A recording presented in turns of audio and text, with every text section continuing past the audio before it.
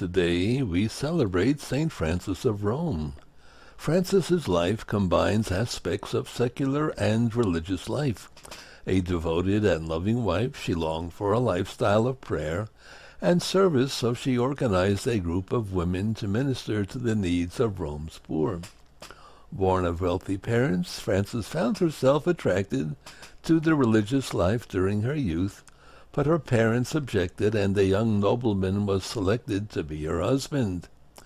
As she became acquainted with her new relatives, Frances soon discovered that the wife of her husband's brother also wished to live a life of service and prayer.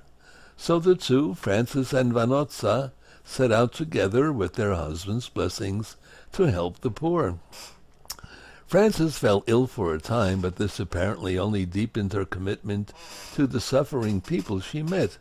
The years passed, and Frances gave birth to 2 sons and a daughter.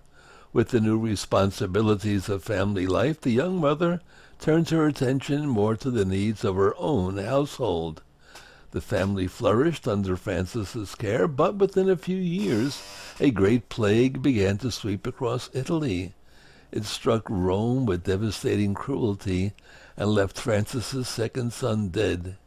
In an effort to help alleviate some of the suffering, Frances used all her money and sold her possessions to buy whatever the sick might possibly need.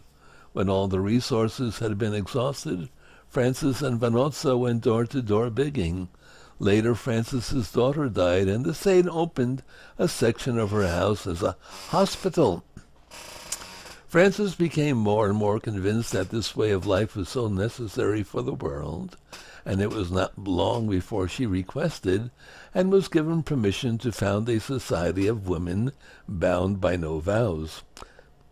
They simply offered themselves to God and to the service of the poor.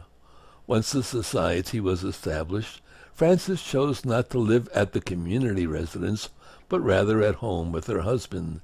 She did this for 7 years until her husband passed away, and then came to live the remainder of her life with the society, serving the poorest of the poor. St. Francis, like our own St. Francis with an I, a saint in the making, a saint for others to imitate. St. Francis of Rome.